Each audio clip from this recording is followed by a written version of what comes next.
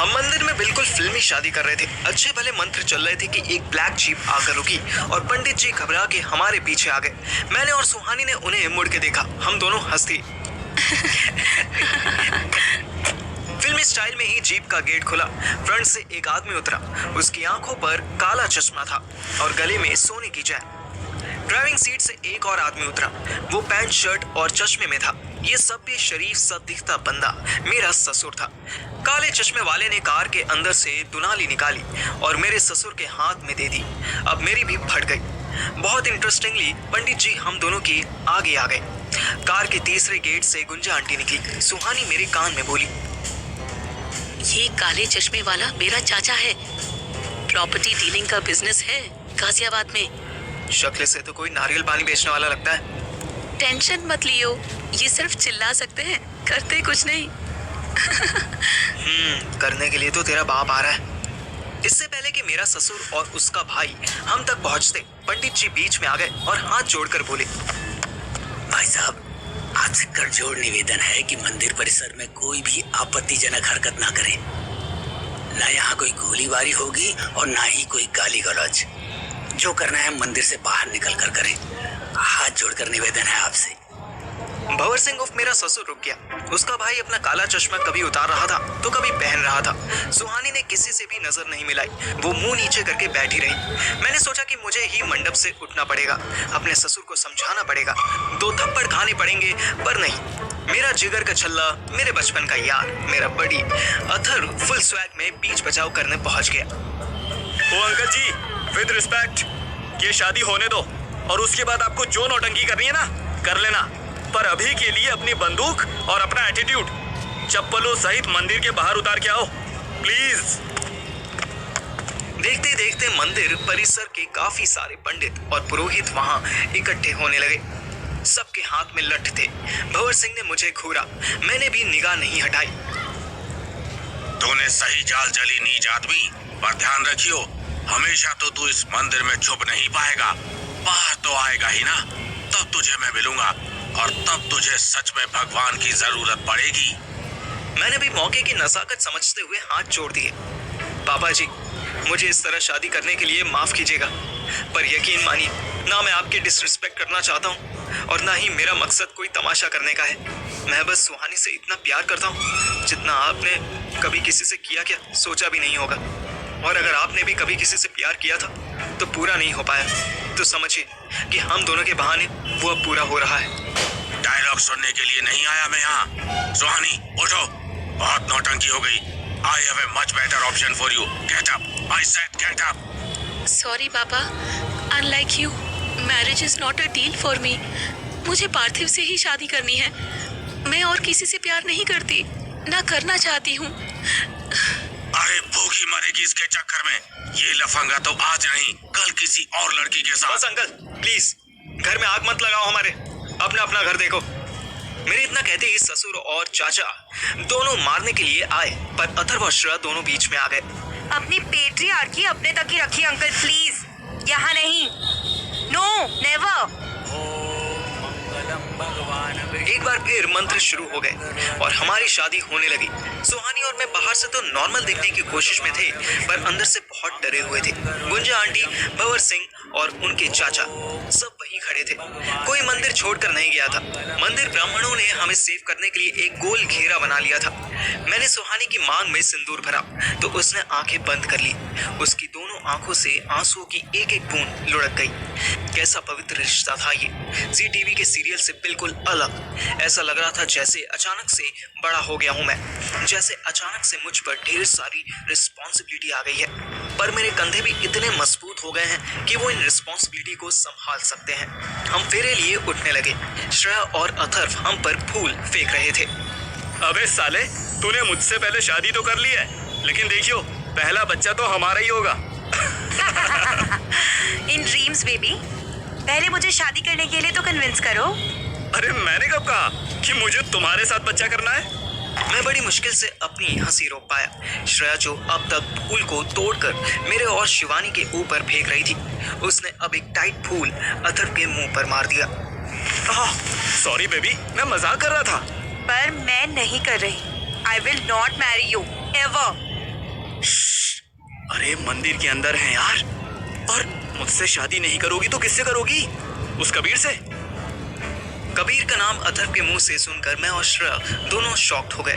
क्या इसको पता था कि कबीर श्रेया के साथ क्या कर चुका था और क्या करने वाला था? अगर पता था तो कैसे? हमने तो बताया नहीं।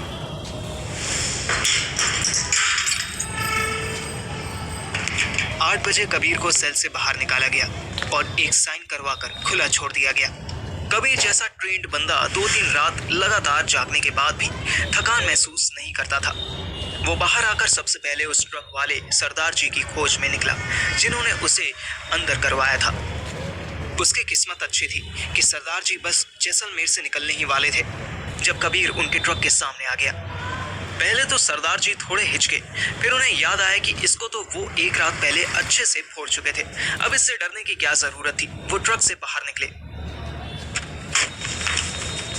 सरदार जी बाहें चढ़ाते हुए बाहर निकले और सामने से कबीर एक सूची लिए लंगड़ाता हुआ उनकी तरफ आया और इससे पहले कि सरदार जी उसको थप्पड़ मार दे, वो साइड हटा और पूरी ताकत से एक पंच मार दिया।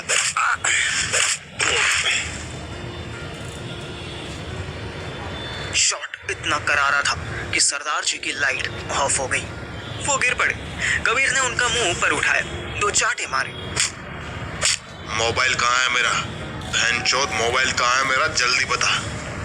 कबीर ने जल्दी जल्दी सरदार की जेबें टटोली। उसमें एक छोटा सा टिच बटन वाला फोन मिला। कबीर ने फिर एक थप्पड़ खींच दिया। कबीर ने उसकी जेब से चाबी निकाल ली। सरदार जी ने ट्रक की तरफ इशारा किया। कबीर ट्रक में घुसा। उसे गुरुजी की तस्वीर के पास ही एक पॉलिथीन में बंधे 3 आईफोन दिख गए। कबीर ने अपना वाला आईफोन लिया और एक कैब बुक की।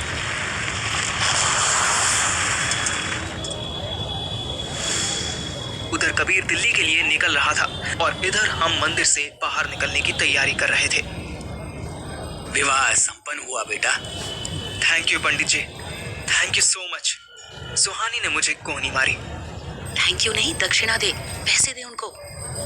अरे हाँ, 1 मिनट। मैंने अपनी जेब टटोल ली। इस कुर्ते में तो वॉलेट रखा ही नहीं था। अथर ने भी ट्राई कर लिया, उसकी पॉकेट में भी कुछ नहीं था। सॉरी पंडित जी, अभी हमारे पास कैश नहीं है। कोई बात नहीं, जीपे कर दो। पंडित जी ने तुरंत अपना QR कोड दिखाया। Payment done. हंसते हुए हम चारों धीरे धीरे बाहर की तरफ लप गए। किसी ने हमें रोकने की कोशिश नहीं की। गुंजा आंटी की आंखों में आंसू थे। मैं उनके पास से गुजरा तो देखा कि उनके गाल पर उंगलियां छपी हुई थी। सुहानी सीधे उनसे लिपट गई। बाप और चाचा पे कोई फर्क नहीं पड़ा। ऐसा लग रहा था जैसे वो किसी का इंतजार कर रहे थे। श्रेया तुरंत गाड़ी ले आई। इससे पहले कि अथर्व हमें कार में बैठा था, एक पुलिस जीप आकर रुकी।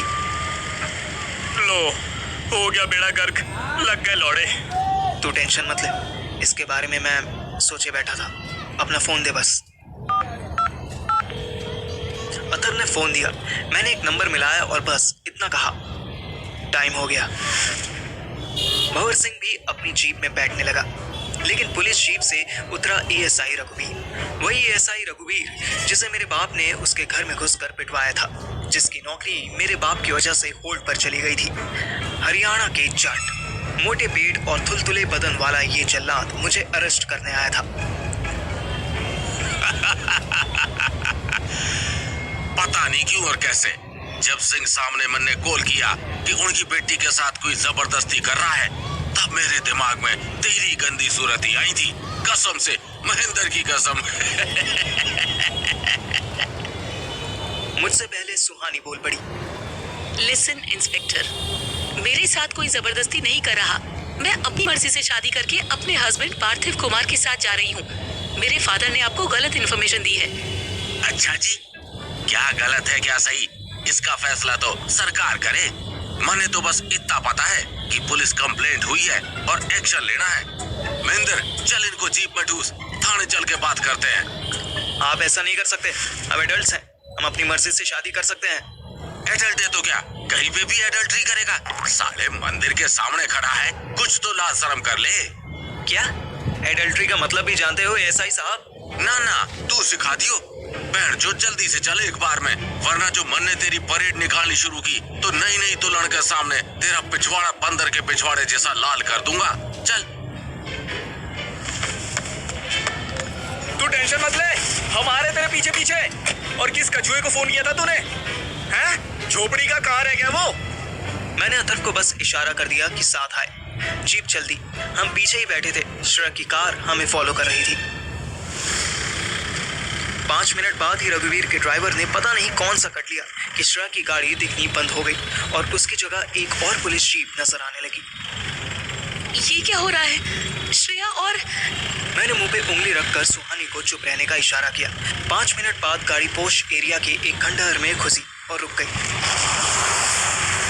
रघुवीर ने जीप से उतरने से पहले अपनी गन निकाल ली